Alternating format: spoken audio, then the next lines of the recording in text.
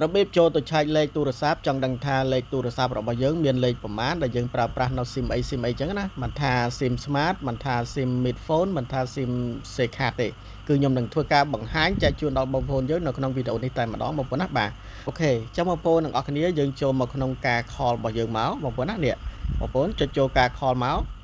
បាទចាំបងប្អូនទាំងអស់គ្នាយើងចូលមកដល់នេះទាំងអស់គ្នាមកអញ្ចឹងដើម្បីឆែកលេខ Smart បងប្អូនខ្ញុំប្រាប់ Smart មុនណាឆែកលេខ Smart បងប្អូនចុចផ្កាយបន្តមកទៀតបងប្អូនទាំងអស់គ្នាយើងចុច12ចុចលេខ0ហើយចុចលេខ2ណាបាទចុចលេខ2បន្តមកចុចធំឈូកណាបាទតបមកបងប្អូននេះហ្នឹងហើយចុចនេះមកបាទ call កន្លែង call ចុចចូលកន្លែងហ្នឹងមក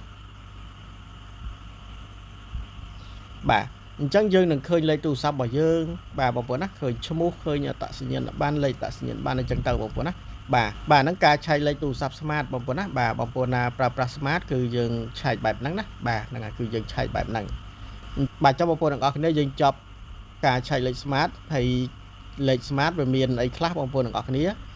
ខ្ញុំនឹងដាក់នៅលើអេក្រង់នេះដើម្បីបងប្អូនយើងឃើញលេខ Smart បងប្អូនហ្នឹងហើយ Smart វាមាន0ប្រមាណខ្លះបងប្អូនមើលទៅដឹងណាបាទហ្នឹងហើយប្រព័ន្ធ Smart បងប្អូនណាបាទអូខេអញ្ចឹងបងប្អូនទាំងអស់គ្នាខ្ញុំបង្ហាញទៅលើរបៀបឆែកលេខទូរស័ព្ទ Mid Phone ម្ដងបងប្អូនណាបាទ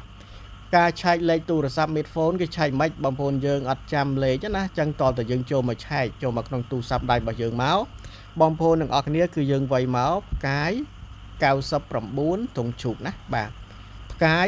99ទងជូកបងប្អូនណាបាទអញ្ចឹងបងប្អូនចុចបញ្ជូនមកបាទចុចបញ្ជូនមក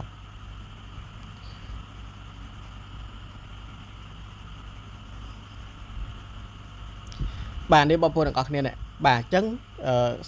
អ្នកដែលប្រើ97គឺចេញមកបងប្អូនឆែកលេខបែបហ្នឹងណាបាទនេះលេខទូរស័ព្ទរបស់យើងបងប្អូនណាហើយយើងកត់ទុកទៅទុកចំណាំថ្ងៃក្រោយចឹងទៅយើងចំណាំលេខយើងណាបងប្អូនណាកុំឲ្យភ្លេចបងប្អូនហ្នឹងហើយ97វាមាន097បាទបងប្អូនណាហ្នឹងហើយអញ្ចឹងខ្ញុំនឹងធ្វើការដាក់នៅនេះលើអេក្រង់នេះបងប្អូនមើលទៅហ្នឹងហើយ97មាន0ប្រមាណខ្លះបងប្អូនមើលតាមនឹងបានណាបងប្អូនណាបាទហ្នឹងហើយអញ្ចឹងបងប្អូនអាចឆែកមើលថាលេខទូរស័ព្ទរបស់យើងហ្នឹងជាប្រព័ន្ធអីគេបងប្អូនខ្លះគាត់ប្រើអត់ដឹងថាលេខយើងហ្នឹងជាលេខ Mid Phone ឬមួយក៏លេខ SIM Card ឬមួយក៏ Smart ទេអញ្ចឹងបងប្អូនមើលតាមហ្នឹងទៅណាបាទអញ្ចឹងបងប្អូនទាំងអស់គ្នាយើងចាប់97យើងឈានចូលមកដល់យើងឆែកលេខ SIM Card ម្ដងបាទ012បងប្អូនណាបាទអញ្ចឹងការឆែកលេខSIM Card បងប្អូនទាំងអស់គ្នា012ហ្នឹងគឺយើងឆែកបែបម៉េចបាទរបៀបឆែកយើងចុចផ្កាយ1202តមកធំឈូកណាបាទបងប្អូនផ្កាយ1202តមកធំឈូកបញ្ជូនណាបងប្អូនណាអាហ្នឹងSIM Cardបងប្អូនណាលេខកូដឆែកលេខដូចនេះដែរបងប្អូនលេខដូចSmart ដែរណា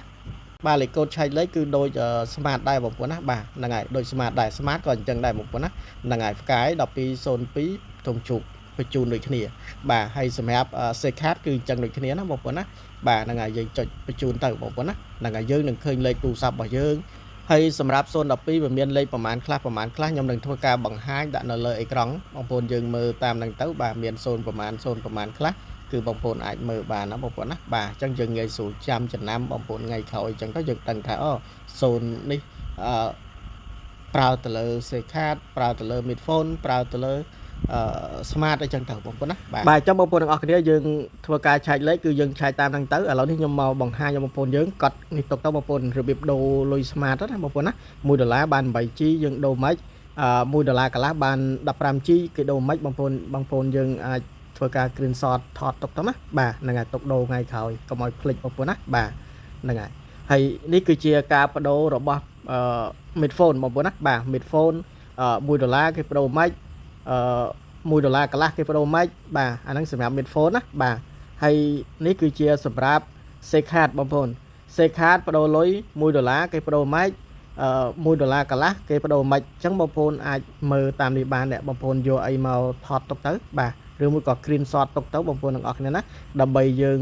ទុកដូរថ្ងៃក្រោយពេលណាដែលយើង